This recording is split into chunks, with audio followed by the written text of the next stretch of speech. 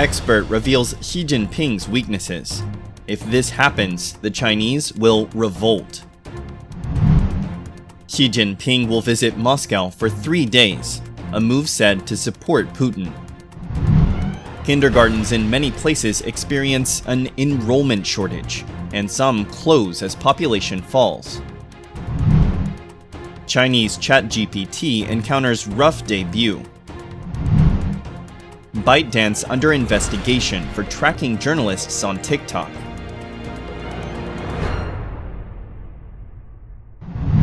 The Chinese Communist Party, CCP's 2 sessions has just ended. Besides winning a 3rd consecutive term, Xi Jinping's most significant move was approving institutional reform, including financial and science and technology systems. On March 15th, VOA quoted an expert analysis saying that 2 major reforms reflect Xi's biggest concerns.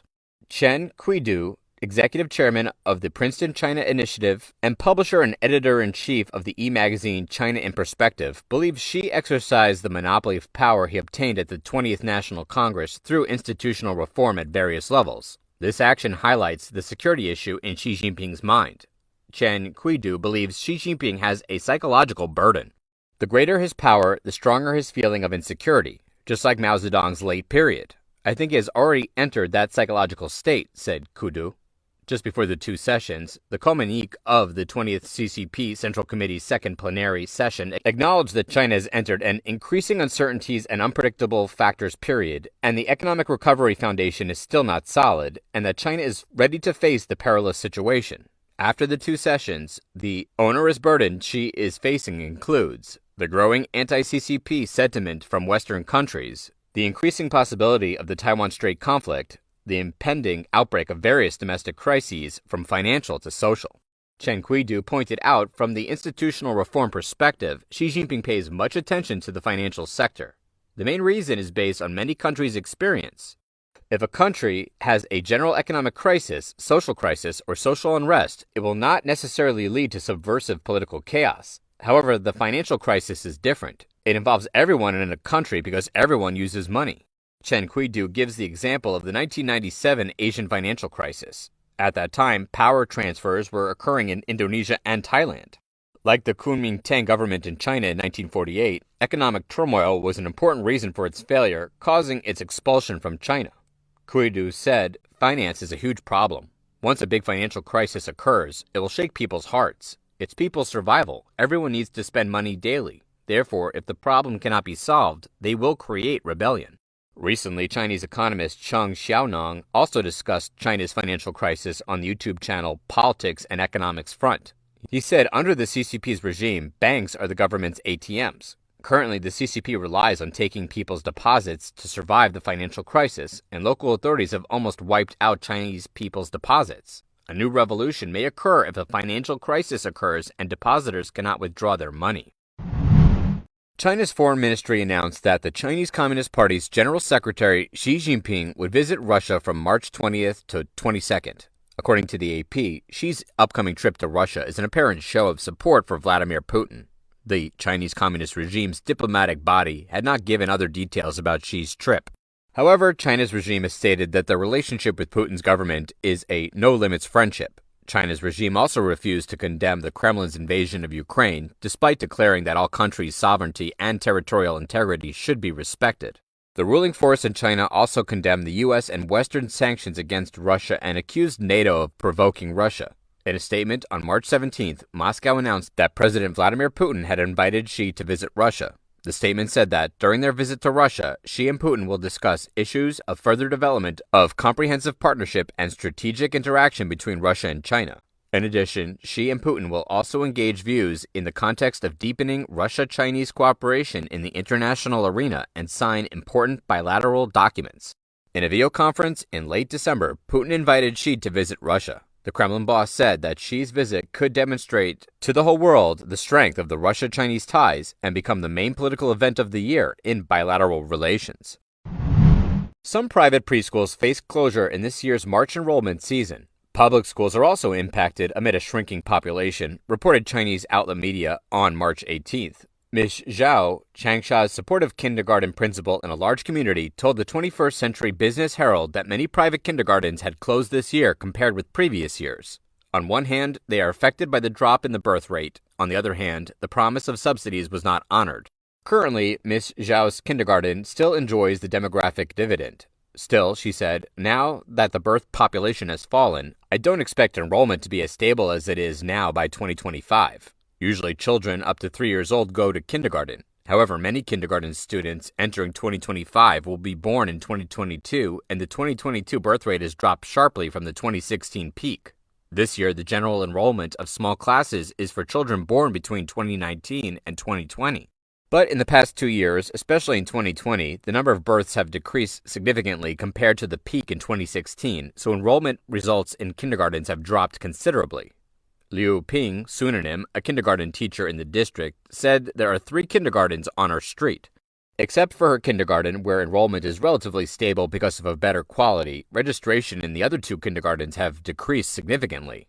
Qiu Xiaohui, a researcher at the Chinese Academy of Educational Sciences, said that soon, with the reduction in the number of students, the number of kindergartens will also decrease. He added the most significant impact for private kindergartens, while the effects may be less harsh for public kindergartens. However, the Chinese press reported that a kindergarten operated by a state-owned enterprise only recruited students in the unit. This year, the school has expanded enrollment for all subjects. The principal of the private preschool frankly said that the preschool has gone from difficult to register to shortage of enrollment. According to official data, the annual birth population in 2022 will be 9.5 million, the first time since 1950 that China's yearly birth population has fallen below 10 million. Meanwhile, Dong Yuzhang, a population expert and director of the Guangdong Population Development Research Institute, said the number of single, unmarried, and unfertile young people is gradually increasing. The highly anticipated Chinese rendition of ChatGPT had a rocky start when it made a virtual debut on March 16th.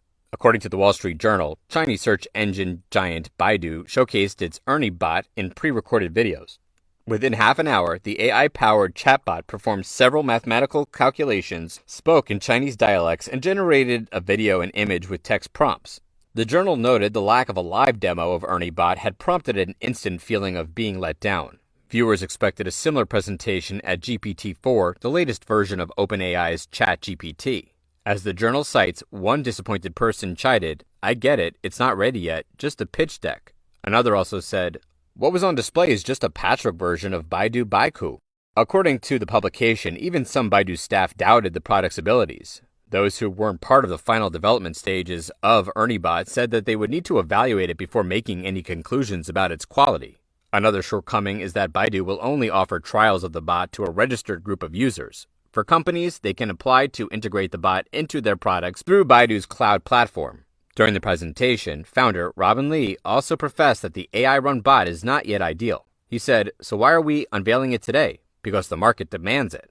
Baidu is betting on AI services to revive its struggling revenue, which currently relies heavily on advertising. According to the journal, the company reported a loss in 2019 and has had difficulty regaining investors' trust.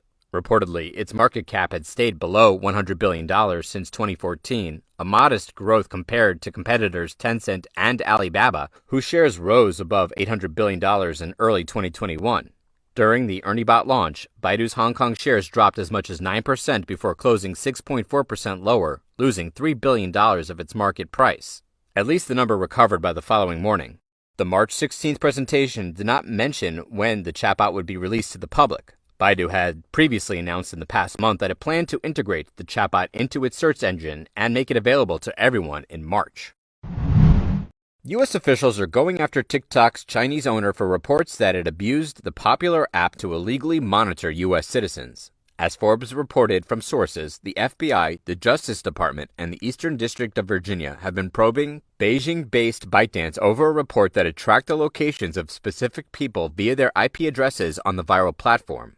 Forbes last October exposed that the tech firm's internal audit team not only traced certain individuals but also explored the data about their associates. 2 of the targets were American journalists, 1 other was UK-based. The 3 shared a common feature that they all had been covering stories about TikTok's conduct. While ByteDance later said on social media that it would never exploit the app to monitor users how it was portrayed, internal emails leaked to Forbes have confirmed the opposite. The emails said the violations were an effort to screen internal leaks to reporters. The tech giant said it had fired employees linked to the scheme, 2 of whom were based in China. The story came after TikTok repeatedly assured lawmakers that American user data was accessible only to authorized personnel abiding by protocols being developed with the U.S. government.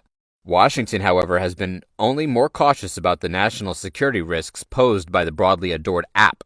The Wall Street Journal reported on March 15th that the Committee on Foreign Investment in the United States, CFIUS, was demanding that Chinese owners of TikTok abandon their stakes if they want to remain in the U.S. market.